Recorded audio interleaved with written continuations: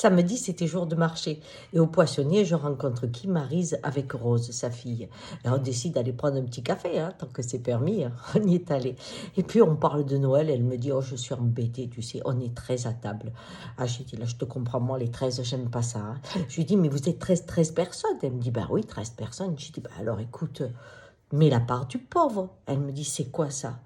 Chez moi, mon grand-père, il nous racontait que quand il était jeune et qu'il allait à la ferme de son oncle à Béziers, eh bien, des fois, il y avait des pauvres qui passaient, on leur donnait une soupe claire et puis ils dormaient dans le foin. Et puis après, ils avaient soit du travail, ils pouvaient le garder un peu, ben, soit ils partaient. Et il avait gardé dans l'esprit cette porte ouverte et il disait qu'au moment des fêtes, plus que jamais, il fallait pas laisser les gens dans la rue qui voyaient les sapins briller de la fenêtre, mais qui n'étaient pas invités. Alors on mettait la place du pauvre. Je me souviens petite, je regardais la porte et je me disais, il va rentrer ou pas? Et puis jamais il était rentré, le pauvre. Voilà, alors j'ai dit, tu mets la place du pauvre. Et à ce moment-là, Rose, qui a 12 ans, elle dit, ouais, mais il faut qu'il ait les papiers. Je dis, comment ça? Elle me dit, t'as pas le droit de faire rentrer un immigrant s'il n'a pas des papiers. C'est interdit.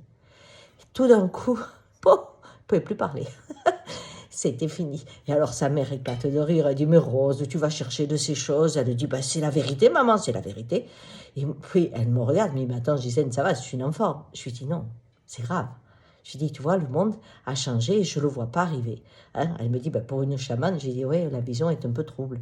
Parce que tu vois, cette petite, elle dit spontanément ce qui se passe dans le cerveau. C'est-à-dire qu'on se retrouve comme à une époque hein, où d'abriter quelqu'un qui était recherché pour aller dans un camp, eh ben, c'était interdit. La solidarité devient interdite. Et c'est drôle que je vive ça à Noël. Elle me dit, pourquoi? Ben, je lui dis, tu sais Rose, tu connais Noël? Elle me dit, ben oui, je sais bien, il y a le Père Noël, mais est-ce que tu connais l'histoire? Puisqu'on dit que l'Europe, elle est avant tout chrétienne. Elle me dit, ben un petit peu, c'est le petit Jésus qui est né. J'ai dit, oui, mais il faut savoir dans les conditions dans lesquelles il est né. Figure-toi que les rois de l'époque avaient entendu qu'il y allait avoir un homme qui allait changer l'ordre des choses et qui allait modifier les règles, tu vois? Et donc, il faisait tuer tous les nouveau-nés. Et ce qui fait que le premier émigré, c'était les parents de Jésus, parce qu'ils couraient pour pas se faire tuer, pour que la mère puisse accoucher tranquille. Et heureusement, il y a quand même eu des gens hein, qui ont offert une étable, tu vois, pour qu'il puisse naître. Et c'est vrai qu'il a changé un petit moment l'ordre des choses.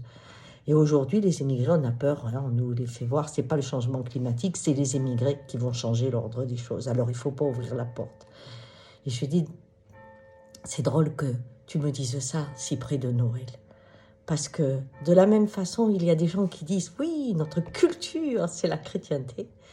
Et ces mêmes gens, de la même façon, disent, il faut fermer les portes et monter les murs. Alors des fois, Rose, il faut prendre le temps de réfléchir et dire, où est la cohérence du monde? Et là, à Noël, c'est peut-être le moment de se poser la question. Et je te conseille de laisser ta porte ouverte, quoi qu'il arrive. Parce que les murs, la première personne qu'ils enferment, c'est toi. Ciao.